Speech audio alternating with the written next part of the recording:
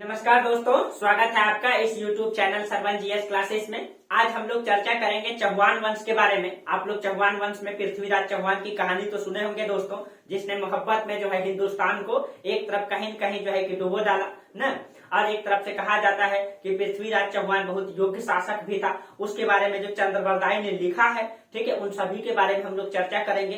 किस तरीके से पृथ्वीराज चौहान और मोहम्मद गौरी के बीच में युद्ध होता है, ठीक है, इसकी क्या परिस्थिति बनती है, क्यों ऐसा स्थिति हो जाता है कि हिंदुस्तान जो है बार बार विदेशियों का गुलाम बनता जाएगा, ठीक है। इन राजाओं ने क्या गलती किया, इसके आपसी संघर्ष के कारण से जो हिंदुस्तान में बार बार विदेशी आक्रमणकारी हुए, इन गलतियों के कारण से आखिर हम लोग इसको समझने का प्रयास करेंगे कि आखिर ये क्या समस्याएं थी इनके साथ, ठीक है, जो विदेशी आने के लिए यहाँ मजबूर हो गए, ठीक है। चलिए तो देखिए दोस्तों, पिछले क्लास में हम लोग ये चर्चा किए थे इस्लाम धर्म के बारे में, ठीक है। इस्लाम धर्म की हम लोग चर्चा किए इसीलिए क्योंकि अभी जब इस्लाम धर्म की आगमन होगा हिंदुस्तान में तो हम लोग उसको लिंक करके जोड़ देंगे कैसे करके आता है। और इसी के समय जो पृथ्वीराज चौहान के समय जो मोहम्मद गौरी आते हैं, ठीक है, और इससे पहले मोहम्मद गजनबी और उससे पहले मोहम्मद कासिम आते हैं, इन सब के बारे में हम लोग लिंक कर लेंगे। देखिए पिछले क्लास में हम लोग भारतीय इतिहास में ये चर्चा किए थे त्रिपक्षीय संघर्ष को, जो कन्नौज को लेकर के त्रिपक्षीय संघर्ष हुआ था, ठीक है। ये आपका पता है कन्नौज उत्तर प्रदेश में, इसको लेकर के यहाँ पे आपका था पाल वंश। देखिए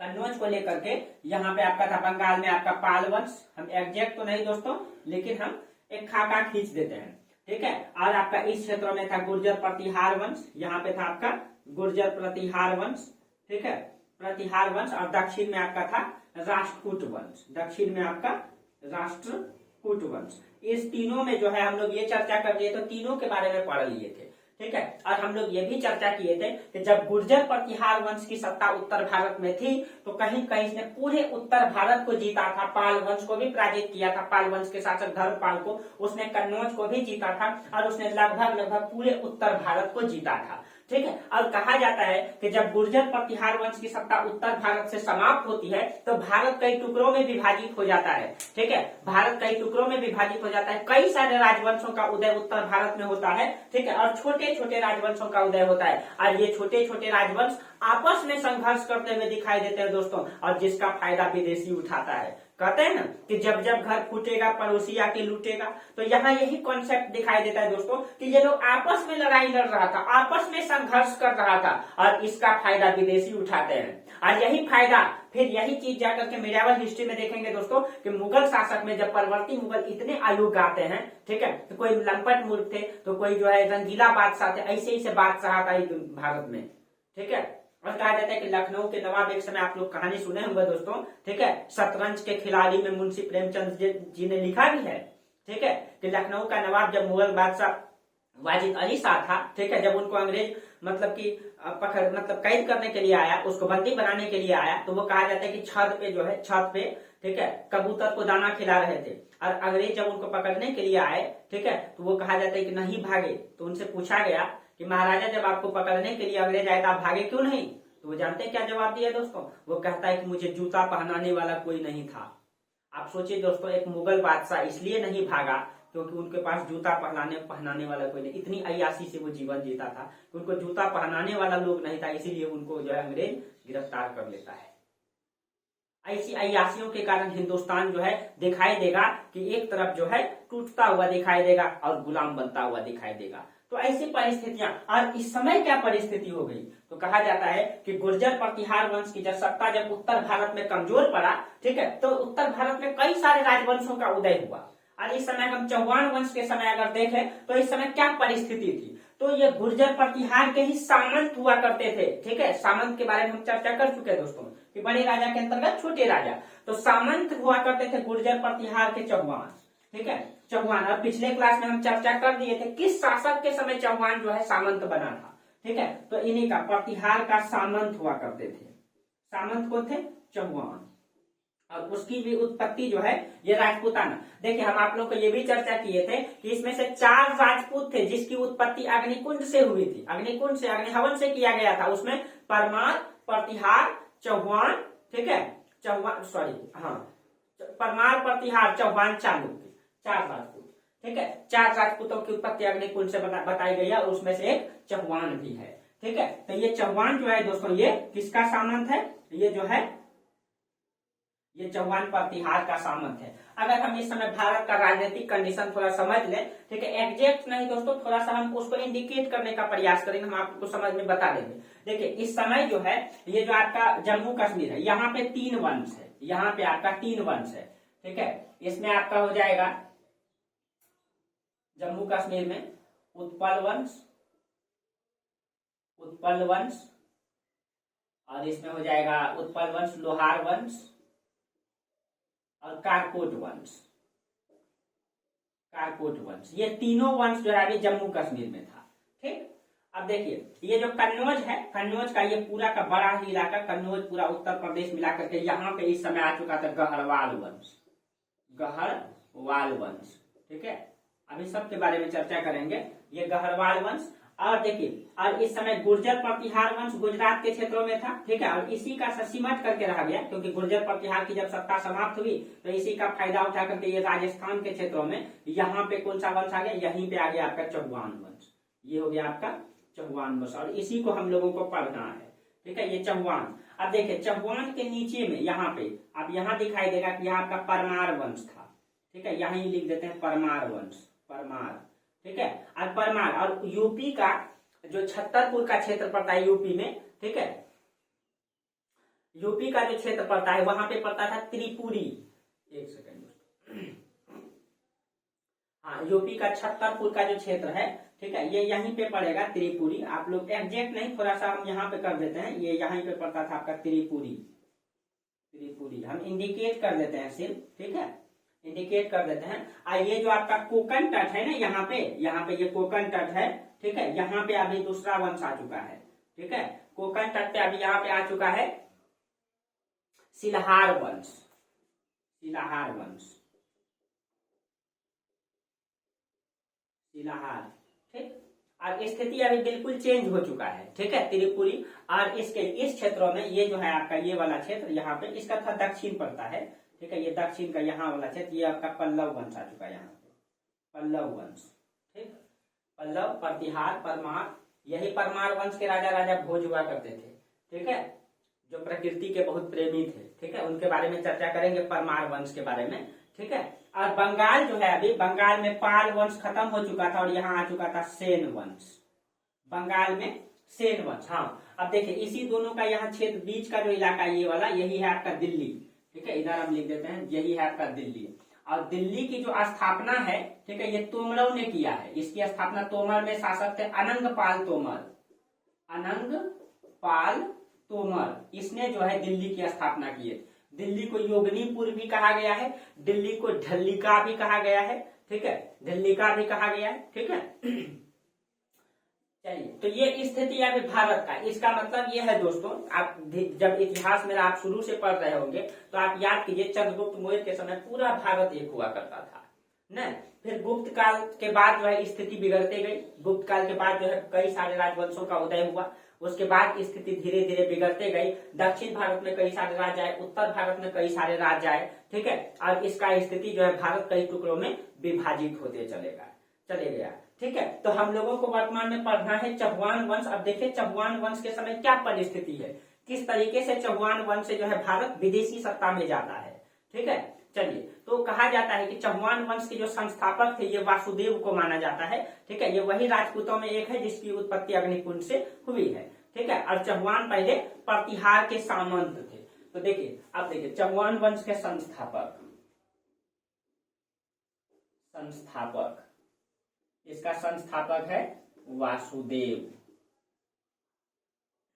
वासुदेव इनके संस्थापक माना जाता है, ठीक है। और चौहान प्रतिहारों का सामंत कहा जाता है। इसकी उत्पत्ति के बारे में कहा जाता है चौहान का कि इसका शब्द है जांगल देश से हुआ है, ठीक है, जांगल देश, और इस देश को इसमें सपाक्ष दलक्ष कहा गया है, ठीक है। ये देखिए ये जो चौहान वंश की जो उत्पत्ति के बारे में कहा जाता है, उत्पत्ति जो है इसका जांगल देश से हुई है, जांगल देश। और जांगल देश को इसमें क्या कहा गया, सपादलक्ष, सपादलक्ष। देखिए ये सपादलक्ष का मतलब होता है 125 गांव वाला, ठीक है, इसका मतलब होता है 125 गांव वाला, यानी कि 125 गांव के समूह को मिला करके जो ये बनाया गया था। सपादलक्ष का मतलब होता है 125 गांव वाला, यानी 125 गांव को मिला करके ये चौहान वंश ने अपनी सत्ता की नींव डाली थी। और कहा जाता है इस गांव के लोग दोस्तों एक देवी की पूजा करती थी, उसको कहते हैं शाकंभरी की देवी। ठीक है, शाकंभरी, इस गांव के लोग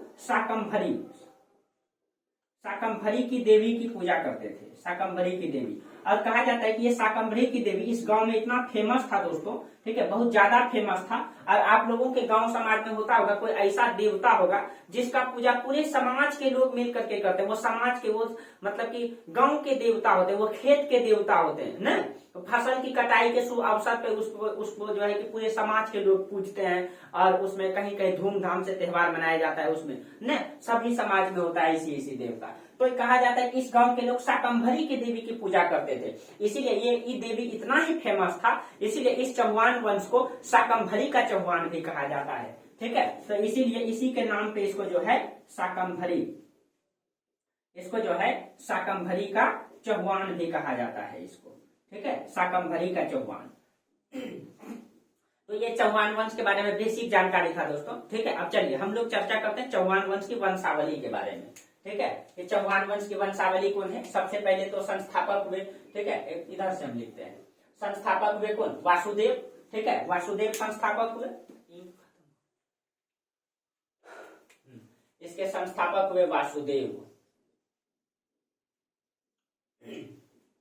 देखिए, वासुदेव के बारे में कहा जाता है दोस्तों, ये अपनी राजधानी अहिछत्रपुर को बनाया था। ठीक है, अहिछत्रपुर। ठीक है, लेकिन ये अभी तक पूरी तरीके से स्वतंत्र नहीं था, इसने अपनी राजधानी तो बना लिया था। ठीक है, संस्थापक वासुदेव हुए, इसने अपनी राजधानी कहाँ बनाया? अहिछत्रपुर, राजधानी अहिछत्रपुर। ठीक है, इसने अपनी राजधानी अहिछत्रपुर। देखिए, ये कहा जाता है, ये देखिए, ये प्रतिहार वंश के सामंत थे। सामंती अवस्था से ये उठे नहीं थे, अभी सामंत ही थे, लेकिन इसने धीरे धीरे सामंत की सत्ता को छोड़ता चला जाएगा। पहले ये राजधानी बनाएगा ना। किसी के जीवन में दोस्तों अचानक परिवर्तन कभी भी नहीं होता है, किसी के जीवन में चमत्कार कभी भी नहीं होता है। उसके पीछे जो मेहनत होता है ना, ठीक है, वो बहुत अधिक संघर्षशील होता है, जो लोगों को नहीं दिखता है। लोगों को सिर्फ और सिर्फ आपका क्या दिखाई देगा? लोगों को सिर्फ और सिर्फ आपका तरक्की दिखाई देगा, लेकिन उसके पीछे वो कितना मेहनत करता है, कितना संघर्ष करता है, वो संघर्ष किसी को दिखाई नहीं देता है। ठीक है, तो कहीं न कहीं इसने जो अपनी सत्ता की नींव डाली, इतनी अचानक किसी के जीवन में परिवर्तन नहीं होता है दोस्तों। अचानक जो है चमत्कार नहीं होता है, उसके पीछे लंबा संघर्ष करना पड़ता है, बेहतर संघर्ष करना पड़ता है। ठीक है, और कहीं कहीं संघर्ष ही जीवन में जो है आगे बढ़ाता है लोगों को।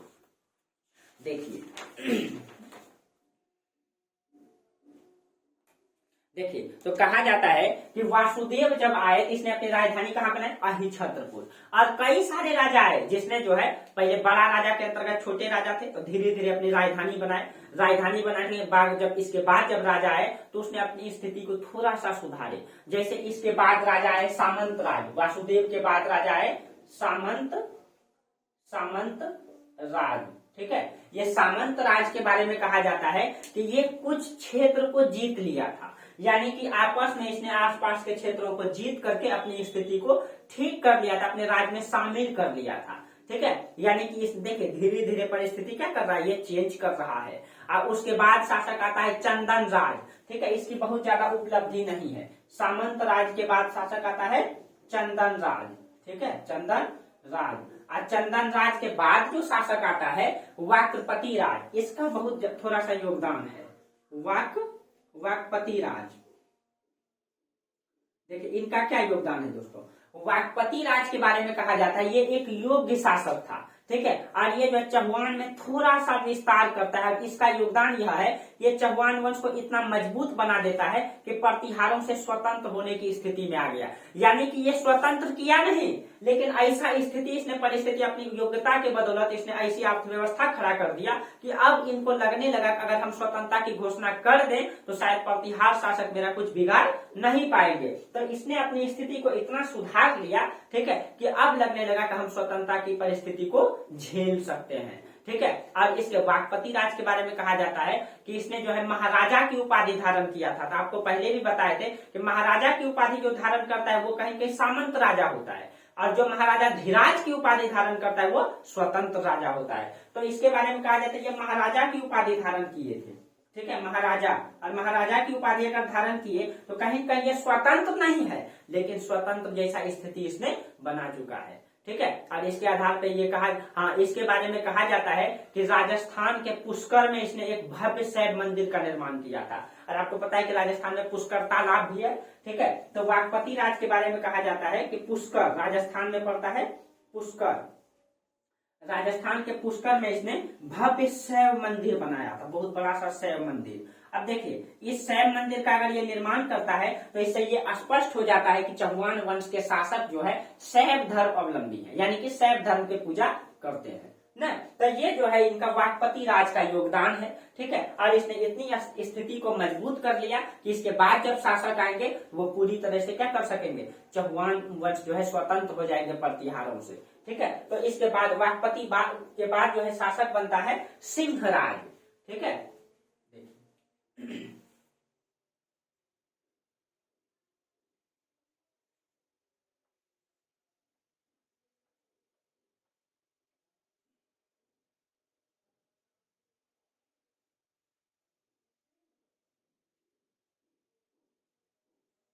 देखिए तो अहिछत मतलब वाकपति राज के बाद शासक बना सिंहराज, सिंहराज। अब देखिए सिंहराज का क्या योगदान है, ठीक है। अब देखिए सिंहराज के बारे में ये कहा जाता है ये पूरी तरह से चौहान से स्वतंत्र हो गया था, सॉरी प्रतिहारों से स्वतंत्र हो गया था। यानी कि इसको जो है, यानी कि वास्तविक में संस्थापक किसको कहा जा सकता है कि चौहान वंश का वास्तविक संस्थापक अगर लें तो हम सिंहराज को कह सकते हैं, क्योंकि इसने जो है अपनी सत्ता को पूरी तरीके से स्वतंत्र कर लिया था, ठीक है। और इसके बारे में कहा जाता है कि इसने अपनी उपाधि, तो ये ध्यान में रखिएगा सिंहराज ने क्या किया, प्रतिहार से जो है अपनी सत्ता को पूरी तरीके से क्या कर लिया, स्वतंत्र कर लिया, ठीक है, स्वतंत्र कर लिया। और इसने अपनी उपाधि जो है, उपाधि जो भी राजा ये उपाधि लेंगे उसको स्वतंत्र राजा माना जाएगा। तो इसने महाराजा धीराज की उपाधि धारण किए थे, महाराजा धीराज, महाराजा धीराज सिंहराज इसने अपने नाम के आगे लगाया था, ठीक है। और यहाँ से चौहान वंश जो है पूरी तरीके से स्वतंत्र तरीके से दिखाई देगा और चौहान वंश अपना आप क्या करेगा, राजनीतिक विस्तार करेगा, ठीक है। इसने कहा जाता है, इसने ये भी कहा जाता है कि देखिए पहले ये प्रतिहार के अधीन था, ये प्रतिहार के पहले अधीन था चौहान, और ये स्वतंत्रता की घोषणा कर देता है और स्वतंत्रता की घोषणा करके खुद ये प्रतिहार को ही पराजित कर देता है। इसका प्रमाण ये है, कहा जाता है कि प्रतिहार को ही मतलब पराजित कर दिया। और इस समय प्रतिहार शासक हुआ करता था अजय राज। अजय राज को ये बुलाता है और ये कहता है कि आप अपने सामंतों को छुड़ा करके लेके जाइए। इसका मतलब ये है दोस्तों कि ये चौहान वंश के शासक प्रतिहार को पराजित करता है और इसके सामंतों को भी पराजित करके कैद में डाल देता है। और अजय राज यहाँ का मतलब कि प्रतिहार शासक अजय राज को कहता है कि आप अपने सामंत को छुड़ा करके लेके जाइए। इससे स्पष्ट पता चलता है कि कहीं कहीं सिंहराज ने, ठीक है, अपनी सत्ता को स्वतंत्र कर लिया, न स्वतंत्र कर लिया, ठीक है। और प्रतिहार इस समय पतन के कगार में दिखाई देता है। इस समय प्रतिहार का शासक अब दिखाई देता है, धीरे धीरे प्रतिहार वंश की सत्ता खत्म होते जा रही है, ठीक है। और इसके बाद जो अगला शासक बनता है ये विग्रहराज द्वितीय। इसका क्या योगदान है, सिंहराज के बाद शासक बनता है विग्रहराज द्वितीय। देखिए विग्रहराज द्वितीय का क्या योगदान है, ठीक है। विग्रहराज द्वितीय कहा जाता है कि इसने जो है गुजरात के शासक मूलराज को पराजित किया था, ठीक है। इसने गुजरात के शासक मूलराज को पराजित किया था। और मूलराज को याद कीजिए, कहा जाता है मूलराज एक नाबालिग शासक था। जब ये नाबालिग शासक था, इसी की माँ हुआ करती थी नायिका देवी। नायिका देवी इसकी संरक्षिका बन के लड़ी थी। इसकी माँ थी कौन, नायिका देवी, नायिका देवी। नायिका देवी जो है इसकी संरक्षिका बन के इस युद्ध में लड़ी थी। कहीं कहीं ये मूलराज इसमें पराजित हो जाता है, ठीक है। विग्रहराज द्वितीय इसको जीत लेता है, ठीक है। और यहीं पे इसने जो है, ठीक है, यहीं पर इसने आशापुरी देवी का एक मंदिर भी बनवाया था, ठीक है। जब ये जीत जाता है गुजरात को, तो गुजरात में इसने कौन सा मंदिर बनाया था, आशापुरी मंदिर, ठीक है, आशापुरी मंदिर का निर्माण करवाया था, ठीक। ये विग्रहराज के बारे में कहा जाता है। विग्रहराज के बाद फिर से कहा जाता है, इस समय जो है मतलब चौहान वंश की स्थिति ठीक दिखाई देता है और फिर से कहा जाता है विग्रहराज द्वितीय के बाद फिर एक कमजोर राजाओं का क्रम चलता है, ठीक है, कमजोर राजाओं का क्रम चलता है और कमजोर राजाओं में कहा जाता है। इसके बाद आता है दुर्लभ राज। दुर्लभ ही दिखाई देगा दोस्तों, ठीक है, दुर्लभ राज। अब देखिए दुर्लभ राज के बारे में क्या क्या उपलब्धि है। हाँ, इसका एक योगदान जरूर है, ठीक है। इस समय कहा जाता है कि मोहम्मद गजनवी जो है कन्नौज पे जो है कन्नौज के शासक को पराजित किया था। इसी समय देखिएगा, इसी समय आप याद कीजिए, अब उधर इस्लाम धर्म बता चुके, इस्लाम की उत्पत्ति हो चुकी है, तो इस्लाम धर्म के शासक जो है भारत की ओर आकर्षित होगा। यहाँ के संपत्तियों को देख करके, भारत क्योंकि सोने की चिड़िया हुआ करता था, भारत के मंदिरों में बहुत सारी संपत्ति भरा हुआ करता था उस समय, ठीक है। मंदिर का दरवाजा जो है सोने का बना हुआ होता था, मूर्ति सोने का बना हुआ होता था, मतलब मंदिर लकड़ी का होता था लेकिन दरवाजा सोने का बना हुआ होता था। इतनी संपत्ति भरा हुआ था मंदिरों में, ठीक है। और मतलब भारत उस समय सोने की चिड़िया हो चुका था। आप लोगों को बता चुके हैं, गुप्त शासक में भी बता चुके हैं, कुषाण वंश में भी बता चुके हैं किस तरीके से कुषाणों ने जो है चीन के व्यापार पे कब्जा करके सारी सोना को जो है भारत की ओर ला रहा था। और उस समय भारत की ओर जो है कहीं कहीं व्यापारिक जो संतुलन था, भुगतान संतुलन भारत की ओर झुका हुआ था। भारत मुनाफे में चल रहा था। उस समय भारत में यूरोप से बहुत सारे सोना और चांदी आयात हो रहे थे, ठीक है। तो आज भारत में अभी तक सोना चांदी भरा हुआ है, लेकिन अब कई सारे आक्रमणकारी आएंगे इसी को देख करके। कहते हैं जहाँ खजाना रहेगा वहीं ना डकैती होगा, ठीक है। तो यहाँ इस खजाना को देख के बहुत सारे विदेशी आएंगे और इसको लूट करके जाएंगे। तो इसी के समय कहा जाता है जब दुर्लभ राज शासक था, तो इसी समय कन्नौज के शासक को पराजित किया था गजनवी ने। गजनवी इसी के समय, याद रखिएगा, जब दुर्लभ राज था इसको पराजित नहीं किया, इसने कन्नौज पे आक्रमण किया, यानी गढ़वाल वंश पे। तो इसी के समय गजनवी का आक्रमण होता है। गजनवी, इसी के समय गजनवी का आक्रमण होता है, ठीक है, गजनवी का। और जब कहा जाता है गजनवी का आक्रमण होता है कि ये कन्नौज के शासक को पराजित कर देता है, जो हम वहां चर्चा करेंगे। जब पराजित कर दिया कन्नौज के शासक को, तो कहा जाता है कि इस समय कन्नौज का शासक था राज्यपाल, ठीक है। ये कन्नौज को छोड़ के भाग जाता है, कन्नौज को छोड़ के भाग जाता है। जब गजनवी आक्रमण किया तो इस समय कन्नौज का शासक था राज्यपाल। ये राज्यपाल जो है कन्नौज को छोड़ के भाग जाता है। दोस्तों देखिए, जब विदेशी आक्रमण हुआ था तो ये परमार वंश इधर है, इधर प्रतिहार है, ठीक है, इधर चौहान, इधर जो है आपका दक्षिण में हुआ करता था चंदेल शासक। इधर एक शासक और था दोस्तों, चंदेल वंश, ठीक है। दक्षिण में एक चंदेल शासक था, चंदेल और गहरवाल। ये आपस में लड़ाई लड़ रहा था दोस्तों, ये आपस में लड़ रहा था। और जब उस समय विदेशी आता है तो एक दूसरे में किसी को सपोर्ट नहीं करता है, बल्कि खुशी मनाता है और इसी का फायदा उठाता है। लेकिन एक शासक था दोस्तों, चंदेल शासक में विद्याधर था, ठीक है। चंदेल शासक विद्याधर था जो इस परिस्थिति को समझ चुका था। उसको लगा था कि अगर हम लोग आपस में मिल करके लड़ाई लड़े तो शायद ये विदेशी नहीं आएगा। तो कहा जाता है इसी के समय, दुर्लभ राज के समय, जब गजनवी आक्रमण किया कन्नौज पर, तो राज्यपाल भाग जाता है। लेकिन एक शेर था दोस्तों जो लड़ना चाहता था, ठीक है, एक शेर था जो लड़ना चाहता था। उस समय था शासक, कन्नौज का शासक चंदेल शासक था विद्याधर, ठीक है। यहीं पे आपका था चंदेल वंश, यहाँ था चंदेल, लिखे तो नहीं है, लिख देते हैं, यहाँ चंदेल शासक था, ठीक है। मालवा का क्षेत्र में था चंदेल, मालवा में, ठीक है, थोड़ा ऊपर होगा मालवा में। तो ये चंदेल शासक में इस समय विद्याधर बहुत योग्य शासक था, ठीक है। जब राज्यपाल भाग जाता है तब चंदेल के शासक विद्याधर को लगता है कि नहीं, हम लोगों को जो है एक संगठन बनाना चाहिए आपस में मिल करके, कि हम लोग आपस में लड़े ये ठीक है, लेकिन विदेशी आके लूट करके जाए ये ठीक नहीं है। इसलिए विद्याधर कहा जाता है कि संगठन बनाता है कि नहीं, हम लोग आपस में मतलब कि मिल करके जो है विदेशी से लड़ेंगे, आपस में लड़ते हैं ये ठीक है, लेकिन विदेशी को मौका नहीं देंगे, ठीक है, नहीं देंगे। विद्याधर ये चीजें समझता है। तो कहा जाता है इसी ने जो संगठन बनाया था उसी में दुर्लभ राज हिस्सा लिया था, चौहान वंश, ठीक है, चौहान वंश से दुर्लभ राज हिस्सा लिया था। यही एक योगदान है इसका, ठीक है, यही एक योगदान है मात्र दुर्लभ राज का, और कोई योगदान नहीं है, ठीक है। दुर्लभ राज के बाद जो शासक बनता है उसको देख लीजिए। दुर्लभ राज के बाद शासक बनता है, आप लोग इसके नीचे लिख लीजिएगा। इसके बाद एक दो शासक आता है जिसका बहुत अधिक उपलब्धि नहीं दिखाई देती है, उसमें आपका विग्रह राज द्वितीय और दुर्लभ राज तृतीय, ठीक है। इसमें इसके बाद आता है विग्रह राज द्वितीय, ठीक है, विग्रह राज द्वितीय और दुर्लभ राज तृतीय। विग्रह राज तृतीय हो जाएगा यहाँ, क्योंकि द्वितीय तो हो गया ना, विग्रह राज द्वितीय हो गया तो विग्रह राज तृतीय। और उसके बाद आता है दुर्लभ राज तृतीय, क्योंकि दुर्लभ राज पहले हो चुका है, तो दुर्लभ राज तृतीय आता है उसके बाद शासक। और दुर्लभ राज तृतीय के बाद जो शासक आता है वो आता है अजय राज। ठीक है, अजय राज का थोड़ा सा उपलब्धि है, देख लीजिए। ठीक है, तो दुर्लभ राज तीर्थ के बाद अजय राज। चलिए यहां से हम लोग मिटा देते हैं। बस हम जो है एक भारत का इतिहास का एक खाका खींच रहे हैं अभी। ठीक है, आप लोगों को तब समझ में आएगा कि भारतीय इतिहास को समझिए, यहाँ क्या राजनीतिक कंडीशन है। ठीक है, तब ज्यादा इतिहास समझ में आएगा। कोई चीज छोड़ करके नहीं चलेंगे कि डायरेक्ट पृथ्वीराज चौहान बना दिए, ठीक है, और वाहवाही लूट लिए, ऐसे नहीं दोस्तों। इतिहास को समझना है तो बारीकी से समझना है। ठीक है, बस मेरा क्लास आप लोगों का करने का मकसद यही होगा कि आप कुछ सीखें, इतिहास से कुछ जानें। ठीक है, ताकि अपने जीवन में भी इतिहास को लागू कर पाए।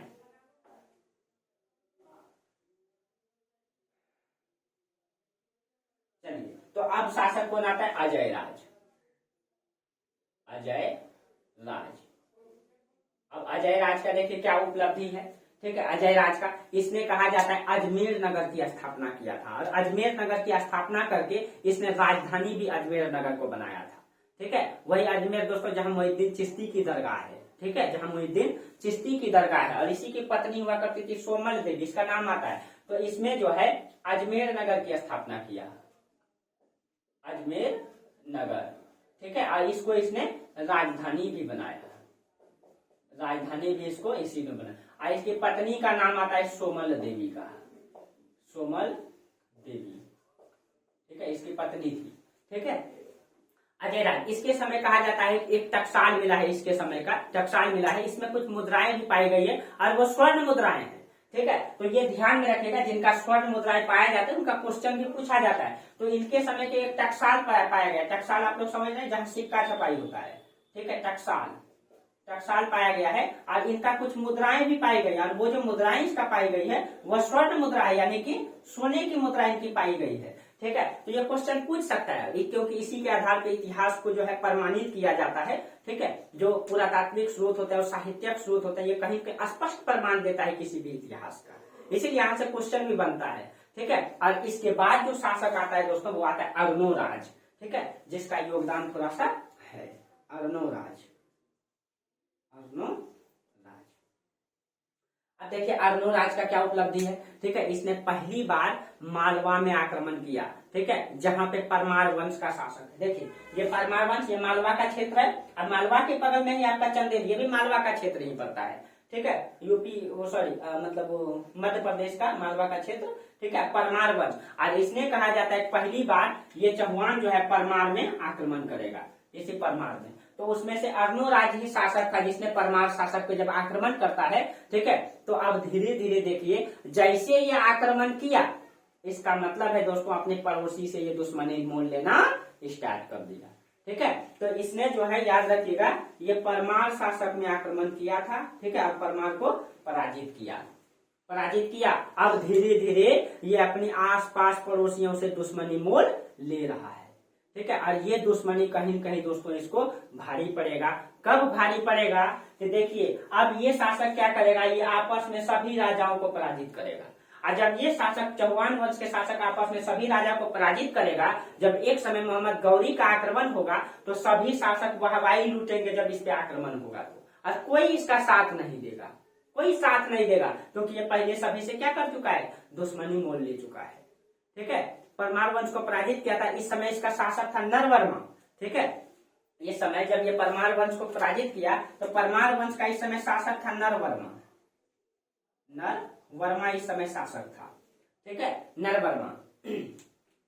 उसके बाद कहा जाता है इसने पुष्कर में वराह मंदिर, आपको पता है कि वराह मतलब विष्णु जी का अवतार है, वराह ना, जिसका 10 अवतार है विष्णु जी का। ठीक है, तो इसने जो है इसने वराह मंदिर का भी निर्माण किया था पुष्कर में। पुष्कर में इसने क्या बनाया, वराह मंदिर। ये क्वेश्चन ध्यान में रखिएगा, पुष्कर में इसने वराह मंदिर का निर्माण किया था। ठीक है, और ये विष्णु का मंदिर माना जाता है, और यही मंदिर को जहांगीर ने तोड़ा था। ठीक है, हालांकि दोस्तों जहांगीर का जब इतिहास पढ़ाएंगे तो वो कट्टरवादी इस्लाम परिवृत्ति का शासक नहीं था। ठीक है, राजनीतिक कारणों से उसने तोड़ा था। ठीक है, तो जहांगीर वैसा नहीं था। हाँ, कुछ मतलब प्रमाण दिखाई देता है औरंगजेब का। ठीक है, औरंगजेब ने तोड़ा। ठीक है, उसके कारण हम लोग मध्यकालीन भारत में पढ़ेंगे उसके बारे में। लेकिन शाहजहां को वैसा शासक नहीं माना जाता है। शाहजहां के काल को स्थापत्य कला का स्वर्ण काल माना जाता है दोस्तों, क्योंकि आप लोग को पता है कि दिल्ली का लाल किला, आगरे का लाल किला, ताजमहल, ठीक है, आपका जामा मस्जिद, ठीक है, और उसके अंतर्गत में आगरे के अंतर्गत में जो है दीवाने आम, दीवाने खास, लाहौर का किला, ये सब के सब जो है शाहजहां ने बनाया है। शाहजहां के काल को स्थापत्य कला का स्वर्ण काल कहा जाता है, ठीक है। तो इसके काल को बेहतरीन तरीके से हम लोग पढ़ेंगे, ठीक है। और इसके समय अर्थव्यवस्था भी मजबूत कंडीशन में दिखाई देती है, ठीक है। कहीं कहीं अकबर के तरह ये युग दिखाई देता है। हालांकि अकबर को दोस्तों महान शासक कहा गया क्योंकि उसने जो है विचारधारा में चेंजिंग लाया, लेकिन अर्थव्यवस्था में मजबूती अगर दिखाई देता है तो वो दिखाई देता है शाहजहां का। शाहजहां का काल को बेहतर माना जाता है। जिस स्थान से अकबर 3 लाख रुपया टैक्स वसूलता था, उस स्थान से इसने डेवलप करके 10 लाख रुपया वसूला था। तो कहीं के आर्थिक अर्थव्यवस्था मजबूत किया होगा, ठीक है। हाँ, हालांकि अकबर को महान शासक कहा जाता है विचारधारा के मामले में, क्योंकि उसने सभी धर्मों को समान प्रश्रय दिया, ठीक है। शाहजहां भी दोस्तों उदार प्रवृत्ति का था, इसने भी कट्टरवादी विचारधारा को नहीं अपनाया, ठीक है, लेकिन औरंगजेब ने अपनाया था। उसकी विचारधारा को हम लोग समझेंगे, ठीक है। चलिए, तो यहाँ पे हम लोग चर्चा करते हैं, इसी मंदिर को शाहजहां ने तोड़ा था, ठीक है, कुछ राजनीतिक कारण से, ठीक है। मैं इतिहास में दोस्तों डिबेट नहीं चाहता हूँ, मैं चाहता हूँ आप वास्तविक चीजों से जुड़े, समझे। ये नहीं कि किसी भी धर्म से जुड़ करके आप विवाद करेंगे, ये ठीक नहीं होता है, ठीक है। एक मिनट दोस्तों,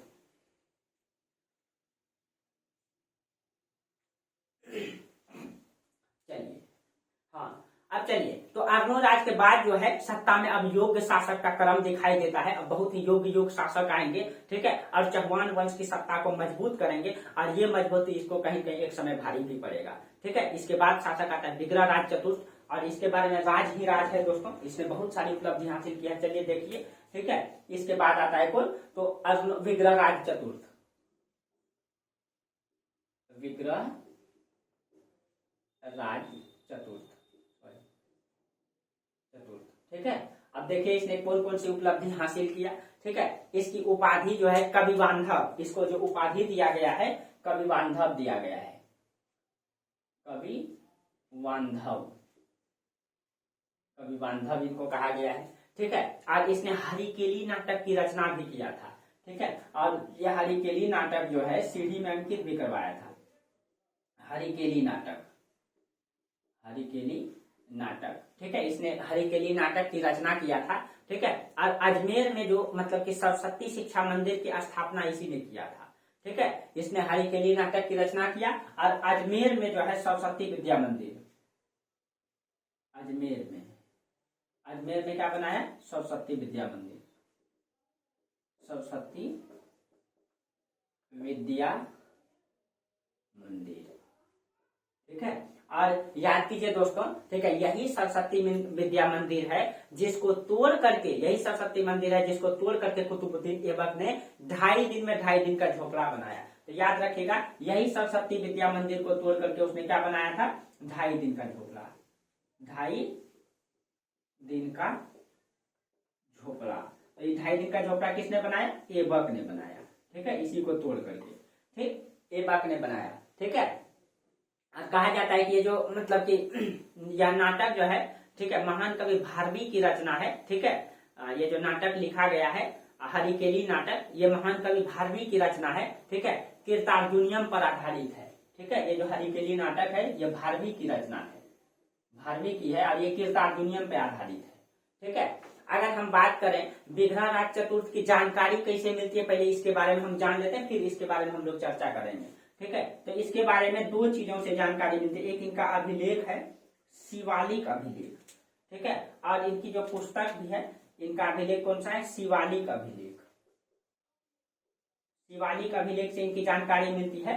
और इसके दरबार में जो कवि रहा करते थे सोमदेव, ठीक है, सोमदेव, ये इसी के दरबार में रहते थे, और इसने जो एक पुस्तक लिखी थी ललित विग्रहराज, ठीक है। तो इसके दरबार में एक कवि रहते थे सोमदेव, और ये सोमदेव ने एक पुस्तक लिखी थी, ठीक है, सोमदेव ने पुस्तक लिखी थी ललित विग्रहराज, ललित विग्रहराज, ठीक है। और ये ललित विग्रहराज, इसी से इनकी जानकारी मिलती है। और यही सोमदेव है जिसने कि विग्रहराज चतुर्थ को कवि बांधव की उपाधि दिया है। ये सोमदेव ने ही इनको जो है कवि बांधव की उपाधि दिया था, ठीक है, सोमदेव ने, ठीक है, कवि बांधव की उपाधि दिया था। और इसका एक और उपाधि मिलता है बीसल देव, इनको बीसल देव भी कहा गया है। देखिए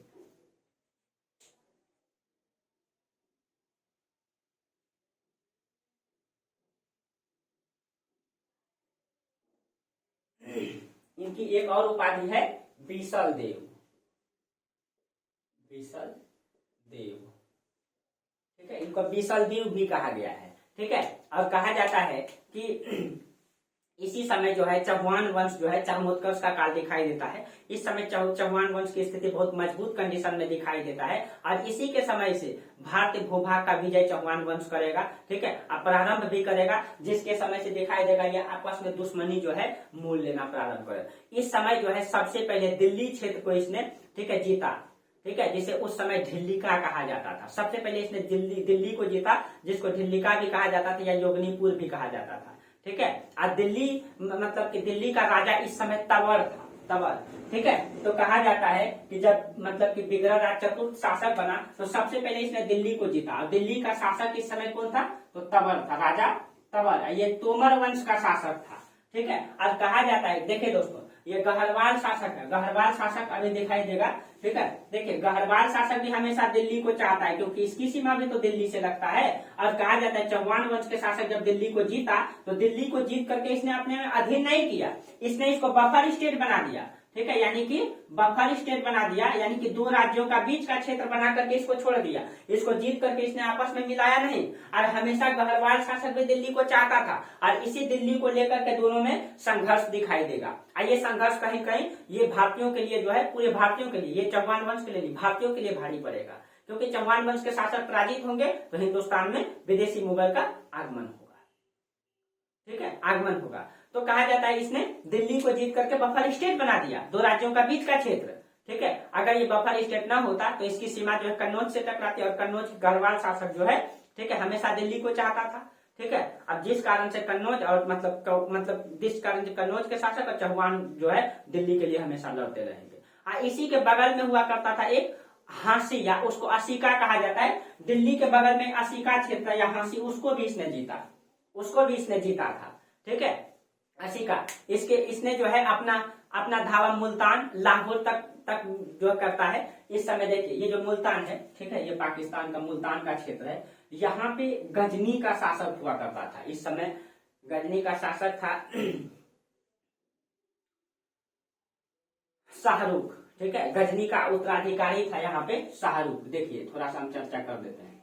शाहरुख, देखिए ये मुल्तान का क्षेत्र है। गजनी अफगानिस्तान में है। अगर हम इसमें भारत का मैप में हम कई बार बताए हैं, जैसे कैसे करके ये पाकिस्तान के बाद अफगानिस्तान, तो अफगानिस्तान में पड़ता है गजनी। गजनी का शासक का कब्जा इस समय यहाँ है और इसी का उत्तर मतलब कि ये एक गवर्नर के रूप में है, ये शाहरुख यहाँ का शासक है। तो इसने कहा जाता है कि मुल्तान तक अपनी धावा बोला था, कहीं कहीं उधर भी दुश्मनी मोल ले रहा है। ठीक है, उधर भी दुश्मनी मोल यानी कि अपना राजनीतिक विस्तार कर रहा है दोस्तों। यानी अपनी इच्छाएं और आकांक्षाएं तो हर मनुष्य में होता है। ठीक है, तो अपनी आकांक्षाएं को पूरी कर रहा है, अपने साम्राज्य का विस्तार कर रहा है, ये तो ठीक है। ठीक है, लेकिन आपस में दुश्मनी बहुत गड़बड़ होता है। ठीक है, तो कहा जाता है कि इसने जो है शाहरुख को भी पराजित किया और इस तरीके से विग्रहराज चतुर्थ समय जो है चौहान का विस्तार हो जाता है। यानी चौहान दिल्ली को भी जीता। ठीक है, दिल्ली को भी इसने जीता, परमार को भी पराजित कर दिया था इससे पहले। इसने मुल्तान तक के क्षेत्र को जीता। ठीक है, इसने कहा जाता है विंध्य और हिमालय के सभी क्षेत्रों को जीत लिया था। हालांकि दोस्तों देखिए विंध्य और हिमालय की अगर हम बात करें तो देखिए विंध्याचल पर्वत आपका ये है विंध्य, और हिमालय आपका ये है हिमालय। अगर हम हिमालय की चर्चा करें, इसका मतलब है कि यहाँ से उत्तर और ये पूरे का पूरा क्षेत्र को इसने जीता। और पूरे के पूरे क्षेत्र में अगर कहें तो पाल वंश, गहरवाल वंश, दिल्ली, परमार को भी जीता, चंदेल का भी कुछ हिस्सा को जीता। ठीक है, प्रतिहार को भी जीता, चौहान तो इसका क्षेत्र है ही। तो इतने बड़े क्षेत्र को जीता। कहीं कहीं अलंकारिक भी दिखाई देता है दोस्तों, लेकिन हो सकता है जीता भी होगा, क्योंकि उस समय के बातों का अलंकारिक इसीलिए माना जाता है क्योंकि इस समय जो राजपूतों का जो इतिहास लिखा गया है ये दरबारी लेखन कला हुआ करता था। और दरबारी लेखन कला की खासियत ये था कि राजा के दरबार में बैठ करके कवि लिखते थे और वो कभी कभी भी राजा के खिलाफ नहीं लिख सकते थे, क्योंकि उस कवि को राजा ही वेतन देता था और राजा के खिलाफ वो नहीं लिख सकते थे। राजा के खिलाफ लिखते थे उनका वेतन ही कट जाता, उनको दरबार से निकाल दिया जाता। इसीलिए कहीं कहीं इस समय का जो इतिहास है ये बढ़ा चढ़ा करके दिखाई देता है लिखा हुआ। ठीक है। हाँ, तो हो सकता है दोस्तों इसने इस क्षेत्रों को जीता, ये कोई बड़ी बात भी नहीं हो सकता है, ठीक है, क्योंकि उत्तर भारत को जीतना आसान था, ठीक है, लेकिन उतना भी आसान नहीं था, सबके सब राजा योग्य भी थे, ठीक है, गढ़वाल शासक भी बहुत योग्य थे, ठीक है। तो इसने कहा जाता है ये सारे क्षेत्रों को इसने जीता, ठीक है। और ये एक कहा जाता है ये एक धार्मिक प्रवृत्ति का व्यक्ति था, ठीक है, कला और धर्म का जो ये सम्मान करने वाला व्यक्ति था, इस कारण से जो है इसने कहीं कहीं पूरे क्षेत्र को जीता, ठीक है। और इसने राजस्थान में, ठीक है, विशाल सागर झील बनाया था और इसी के बगल में एक नगर बसाया था, विशाल सागर नगर। तो इसने क्या काम किया था, इसने राजस्थान में विशाल सागर झील बनाया था, विशाल सागर झील। तो आपको पता है कि राजस्थान जो है कि मरुस्थलीय इलाका है, जहां पानी की कमी होती है, उसकी पूर्ति करने के लिए, और इसी के बगल में इसने विशाल सागर नगर भी बनाया था, विशाल सागर नगर भी इसने बनाया था, ठीक है। राजस्थान में पानी की कमी के कारण से ऐसा हुआ होगा, ठीक है, यानी ये पूरी तरीके से योग्य शासक था, लेकिन पूरे भारत की सत्ता इसके विरोधी हो चुके थे, न विरोधी हो चुके थे। और अगला शासक आता है दोस्तों पृथ्वीराज चौहान या राय पिथौरा, वही राय पिथौरा और पृथ्वीराज चौहान। इसके बारे में दोस्तों हालांकि अभी हम चर्चा करेंगे, लेकिन आगे और भी चर्चा करेंगे, ठीक है। तो इसी के बाद शासक आता है, देखिए कहीं कहीं पृथ्वीराज चौहान जब शासक बना है, कहीं कहीं पूरे उत्तर भारत इसका विरोधी हो चुका है, न विरोधी हो चुका है, और कहीं कहीं, और इसी समय मोहम्मद गौरी जब आक्रमण करेगा तो इनको कोई सपोर्ट नहीं करेगा।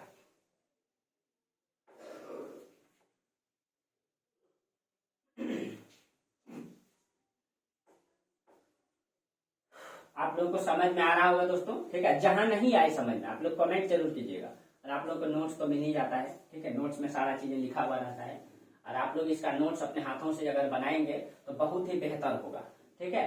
और आपको पता है कि बीपीएससी का एग्जाम, ठीक है, हम तो अभी चर्चा नहीं करेंगे दोस्तों, ठीक है, हम चर्चा करेंगे जब बीपीएससी का एग्जाम में मेरा क्वेश्चन नोट्स से मेरा हर क्वेश्चन मिल जाएगा तो हम चर्चा करेंगे, और कई बार मिल चुका है। पिछले बार का एग्जाम में भी मेरा नोट से लगभग क्वेश्चन, जितना भी क्वेश्चन है दोस्तों बीपीएससी का, ठीक है, मेरा नोट से बाहर नहीं जाता है, ठीक है। हाँ, हालांकि एक दो क्वेश्चन हो सकता है, 95% 90% गारंटी दे सकते हैं कि मेरा नोट से ही क्वेश्चन लगभग मिला जुला के रहता है, क्योंकि मैंने इसको इस तरीके से तैयार किया है कि हर क्षेत्रों का बुक को ले लिया है, हर क्वेश्चन को, ठीक है। अगर आप बेहतर तरीके से अध्ययन करेंगे तो कहीं क्वेश्चन नहीं छूटेगा, क्योंकि ये आईएएस लेवल का नोट्स है, ठीक है, इसलिए। चलिए, तो अभी हम डिस्कस नहीं करेंगे, आगे हम करेंगे, ठीक है। चलिए, तो अब हाँ, अब हम लोग चर्चा करेंगे राय पिथौरा के बारे में, पृथ्वीराज चौहान के बारे में। तो इस मैप को भी मिटाना पड़ेगा, ठीक है। देखिए अब क्योंकि पृथ्वीराज चौहान को समझना है तो पूरा तरीके से समझते हैं लोग।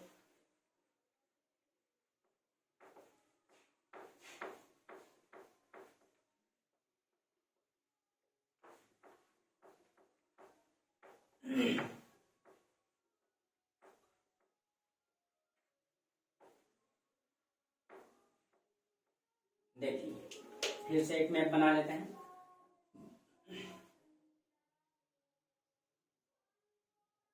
और आप लोग भी मैप बनाइएगा, मैप में इतिहास क्लियर हो जाता है, याद नहीं करना पड़ेगा, रटना नहीं पड़ेगा।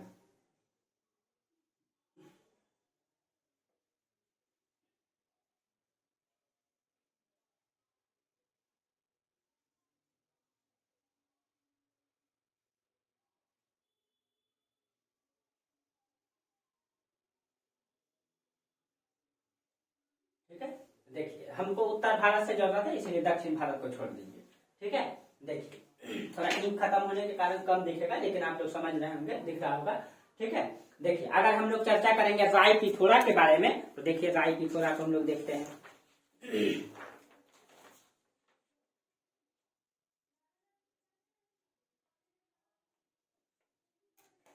देखिए, तो जिसको हम लोग कहते हैं पृथ्वीराज चौहान, पृथ्वी राज चौहान, ठीक है। अब पृथ्वीराज चौहान को कई नामों से जाना जाता है, ठीक है। अब देखिए इस समय स्थिति क्या है, इस समय स्थिति यह है कि ये राजस्थान का पूरा गुजरात को भी इसने जीत लिया है, ठीक है। कहीं कि गुजरात इसके अधीन नहीं है, लेकिन गुजरात को भी जीता है। तो ये वाला क्षेत्र, ये वाला नहीं इलाका, ये वाला, ये पूरा का पूरा चौहान वंश है, इस समय ये चौहान वंश है। और ये जो कन्नौज है, ये पूरा का पूरा क्षेत्र, ये पूरा गहरवाल वंश है, ये गहरवाल वंश, गहरवाल वंश, ठीक है, ये गहरवाल वंश। और दक्षिण में यहाँ पे आपका परमार है, यहाँ पे परमार है, ठीक है, परमार वंश है, ठीक है। अब परमार वंश ये मालवा का क्षेत्र में परमार है, और चंदेल वंश इसी के मतलब क्षेत्र में, ये देखिए मालवा थोड़ा सा ऊपर है, ये वाला है मालवा का क्षेत्र, ठीक है। ये मालवा यहाँ पे कौन सा वंश है, यहाँ पे आपका परमार वंश है, परमार वंश, ठीक। इधर आपका गढ़वाल है, गढ़वाल, और उसी के नीचे है मतलब कि मालवा के नीचे आपका चंदेल वंश, यहीं पे आपका है चंदेल वंश, चंदेल, ठीक है। सब के सब ये राजपूत है, चंदेल है, ठीक है। अब बीच में यहाँ पे पड़ता है आपका दिल्ली, ये आपका है दिल्ली। देखिए जब यहाँ चौहान वंश में पृथ्वीराज चौहान है, तो इसी समय गढ़वाल शासक कौन है, राजा जयचंद, राजा जयचंद है, ठीक है। और इस समय जो मतलब कि गुजरात में सोलंकी वंश है, यहाँ पे गुजरात में सोलंकी वंश है, सोलंकी वंश का शासक है भीम, सोलंकी वंश का शासक कौन है, भीम है, ठीक। और इस समय जो परमार वंश का शासक है परमर्दिन देव है, ठीक है। परमार नहीं, ये परमार वंश का है, चंदेल वंश का शासक परमर्दिन देव है, परमर्दिन देव यहाँ का शासक है, ठीक है। देखिए अब इस समय परिस्थिति क्या है, कहा जाता है कि राय पिथोरा का जो पिता है ये सोमेश्वर, और माता का नाम कर्पूर मंजरी मिलता है, ठीक है। तो इनसे पहले माता पिता को देख लीजिए, ठीक है, माता और पिता, ठीक है। माता का नाम कर्पूर मंजरी, कर्पूर मंजरी है, ठीक है। और पिता का नाम जो है सोमेश्वर है, सोमेश्वर, सोमेश्वर। और ये कर्पूर मंजरी के बारे में कहा जाता है ये त्रिपुरी की राजकुमारी थी, त्रिपुरी जो एमपी का जबलपुर है, ठीक है, मध्य प्रदेश का जबलपुर यहीं पे पड़ता है आपका त्रिपुरी, मध्य प्रदेश में, ये त्रिपुरी की राजकुमारी थी, त्रिपुरी। कहीं कहीं इसका विवाह जो है त्रिपुरी से हुआ था, इसका मतलब, ठीक है, त्रिपुरी से हुआ था। अब देखिए इस समय परिस्थिति यह है दोस्तों, ठीक है, चौहान और गढ़वाल में इस समय दुश्मनी और बढ़ गई थी। आपको पहले भी चर्चा की है कि चौहान वंश के शासक जो है दिल्ली को जीत करके दिल्ली को बफर स्टेट बना दिया, और जब बफर स्टेट बना दिया तो कहा जाता है कि दिल्ली को पहले से गढ़वाल वंश भी चाहता था, इसी कारण से दिल्ली को लेकर के दोनों में विवाद होता है। विवाद तो तब और अधिक हो जाता है दोस्तों, देखिए यहाँ पे परिस्थिति को समझिएगा, विवाद परिस्थिति धीरे धीरे बनता है। हुआ ये कि तो सबसे पहले दोनों में दुश्मनी चल रहा है, ठीक है। और इसी दुश्मनी में जब पृथ्वीराज चौहान एक योग्य शासक है दोस्तों, इसमें कोई डाउट नहीं है, पृथ्वीराज चौहान योग्य नहीं है, बहुत ही योग्य शासक है, इसकी योग्यता को देखना है। कहा जाता है इसने जो है चौहान वंश में जो है, ठीक है, परमर्दिन देव को पृथ्वीराज चौहान ने 1182 में पराजित किया, यानी कि चंदेल शासक इसने जो है 1182 में चंदेल शासक पर आक्रमण किया, ठीक है। और इसने जो 1182 ईस्वी में चंदेल शासक परमर्दिन देव को पराजित किया। तो कहा जाता है कि जब पृथ्वीराज चौहान ने चंदेल में आक्रमण किया था, चंदेल में जब आक्रमण किया तो देखिए, तो ये गढ़वाल शासक इसका दुश्मन है, तो ये जब इसमें आक्रमण किया तो गढ़वाल शासक ने परमर्दिन देव का सपोर्ट किया, और सपोर्ट करके गढ़वाल शासक ने दो व्यक्ति को भेजा, दो व्यक्ति को चंदेल का सपोर्ट में आल्हा और उदल को भेजा, आल्हा और उदल को भेजा। आप लोग आल्हा उदल का जो है बहुत सारा वो क्या कहते हैं दोस्तों, संगीत टाइप का जो आता है, ठीक है, आप लोग गाँव मतलब कि समाज में इसका नाटक मंचन भी देखे होंगे, ठीक है, कि आल्हा उदल एक समय में किस तरीके से, ठीक है, जो आल्हा का पुत्र है दोस्तों, ठीक है, आल्हा नहीं उदल का पुत्र जो है ये हुआ करता था इंदल, ठीक है, आल्हा का पुत्र था इंदल, और ये इंदल को जो है मेला घुमाने लेके जाता है आल्हा, ठीक है, आल्हा जो है मेला घुमाने लेके जाता है, तो ये जो है एक मतलब क्या कहते हैं वो जादूगर या कुछ होता है, जादूगरनी होती है शायद, ठीक है, इसको जो है कि मतलब मेला में ये भूला जाता है, ठीक है, जब भूला जाता है तो उदल और आल्हा में दोनों में विवाद हो जाता है, ठीक है। और उसी में क्या कहा जाता है, ये आल्हा और उदल में विवाद होता है, यही उदल की पत्नी थी, ठीक है, उदल की पत्नी थी। तो पत्नी कहती है तो कि जो है कि भाई नहीं मिलेंगे अगर हम और दोनों रहेंगे, तो मतलब बेटा तो बहुत आ जाएगा लेकिन भाई नहीं आएगा। तो आप लोग इस कहानी को जरूर देखे होंगे, ठीक है, कहानी को जरूर देखे होंगे। इसमें वो संगीत टाइप का जो लिखा जाता है दोस्तों, उसको क्या कहा जाता है दिमाग में नहीं आ रहा है, ठीक है। आप लोग आल्हा उदल की कहानी जरूर सुने होंगे। और ये आल्हा उदल बहुत बेहतरीन तलवारबाज था दोस्तों, बहुत बेहतरीन तलवारबाज, ठीक है, बहुत बड़ा योग्य योद्धा था। तो तो कहा जाता है कि जब पृथ्वीराज चौहान ने चंदेल पे आक्रमण किया, ठीक है, तो पृथ्वीराज चौहान ने चंदेल पे आक्रमण किया तो गहरवाल दुश्मन था पृथ्वीराज चौहान का, तो गहरवाल शासक इसका सपोर्ट कर दिया, 2 तलवारबाज आला और उदल को, ठीक है, चंदेल के पक्ष में भेज दिया, ठीक है, चंदेल के पक्ष में भेज दिया, पृथ्वीराज चौहान के खिलाफ भेज दिया। लेकिन कहा जाता है कि पृथ्वीराज चौहान में बहुत योग्य शासक था दोस्तों, ठीक है, बहुत योग्य था, बेहतरीन तलवारबाज वो भी था, ठीक है, और इसको यहाँ तक कि धनुर्धारी भी बताया गया है, ठीक है, और यहाँ तक कि थोड़ा सा इतिहास को बढ़ा चढ़ा करके भी लिखा गया है। जो इसका जो इतिहास लिखा है, जो पृथ्वीराज चौहान का दरबारी लेखक है, ठीक है, पृथ्वीराज रासो जो लिखा है दोस्तों, दिमाग से उतर गया क्या कहते हैं, चंद्रबरदाई ने पृथ्वीराज रासो लिखा है। कहीं कहीं चंद्रबरदाई इसका मित्र है, पृथ्वीराज चौहान का मित्र है, और उसने जो इतिहास लिखा है कहीं कहीं बढ़ा चढ़ा करके दिखाई देता है। उसने तो यहाँ तक बोल दिया है कि पृथ्वीराज चौहान को जो है मतलब शब्द भेदी बाण आता है, यानी कि शब्द के बोल से जो है वो बाण चला सकता है, ठीक है। तो कहीं कहीं इतिहास को बढ़ा चढ़ा करके प्रस्तुत करने का प्रयास किया गया है, दरबारी लेखन कला है इस समय। हाँ, लेकिन ये भी है दोस्तों, पृथ्वीराज चौहान योग्य शासक है, ठीक है, ये धनुर्धारी है, ये तलवारबाज है, लेकिन उतना जो बढ़ा चढ़ा करके बोला गया है वो कहीं का अलंकारित दिखाई देता है, ठीक है। तो कहा जाता है पृथ्वीराज चौहान और चंदेल पर जब आक्रमण किया था तो आला और उदल ने चंदेल को सपोर्ट किया था, ये आला उदल को गहरवाल शासक ने भेजा था। इसमें कहा जाता है पृथ्वीराज चौहान ने इन तीनों को सम्मिलित रूप से पराजित कर दिया था, और इसी में आला उदल दोनों भाई की मृत्यु हो गई थी, इसी में, ठीक है, इसी में मृत्यु हो गई थी आला और उदल की, ठीक है। और इसमें कहीं कहीं पृथ्वीराज चौहान योग्य शासक था दोस्तों। तब अब जो है जब इन दोनों की मृत्यु हो गई तो गहरवाल शासक से और दुश्मनी बढ़ गया, और एक समय में आप लोगों को जब आगे पूरा डिटेल से पढ़ाएंगे इसको अलग से पृथ्वीराज चौहान को, ठीक है, तब हम चर्चा करेंगे। अभी हम पूरा एक खाका खींच देते हैं, ठीक है, अब फिर अगला क्लास में इसको पूरा क्लियर करेंगे, ठीक है। तो आप लोग यहाँ पे देखिए, पहले समझ लीजिए। तो इसी समय कहा जाता है कि पृथ्वीराज चौहान ने जब पूरे क्षेत्रों को जीत लिया, ठीक है, तो इसी के समय मोहम्मद गौरी 2 बार आक्रमण किया।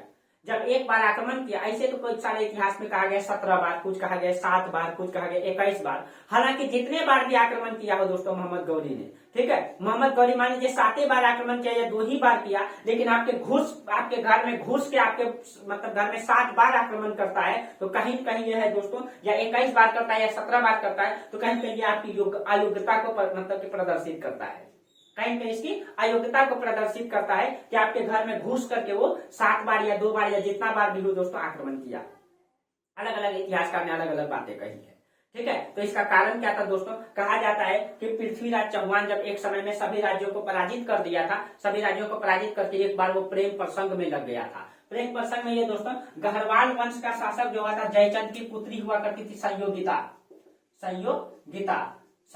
से जो ये प्रेम करता था, और संयोगिता को से प्रेम करता था तो इन दोनों में दुश्मनी था, इसीलिए गहरवाल शासक जयचंद नहीं चाहता था कि संयोगिता से इनका विवाह हो, लेकिन ये संयोगिता से बेहद प्रेम करता था। तो एक बार कहा जाता है कि वो अपने मतलब कि गहरवाल शासक जयचंद अपने दरबार में जो है राजसूर यज्ञ करता है, ठीक है, राजसूर यज्ञ अश्वमेध यज्ञ करता है शायद, ठीक है। उस यज्ञ में जो है संयोगिता का स्वयंवर भी रखता है, ठीक है, स्वयंवर भी रखता है। और कहा जाता है जब ये स्वयंवर रखा तो ठीक है, ये सभी शासक को आमंत्रित किया, चंदेल को, परमार को, ठीक है, सभी शासक को मतलब कि आमंत्रित किया, और चौहान शासक पृथ्वीराज चौहान को आमंत्रित नहीं किया, और अपने दरबार में पृथ्वीराज चौहान का मुखा लगा दिया। उसको किस रूप में, तो अदा करने के रूप में, मतलब वो सभी को झुकने का कहीं कहीं के प्रतीक बना दिया उनको, ठीक है। और इस कारण से पृथ्वीराज चौहान को गुस्सा आया, और कहा जाता है कि ये गुस्सा से अपना घोड़ा उठाता है और भरे दरबार से ठीक है, गहरवाल वंश के शासक जयचंद की पुत्री संयोगिता को वो उठा करके ले आता है।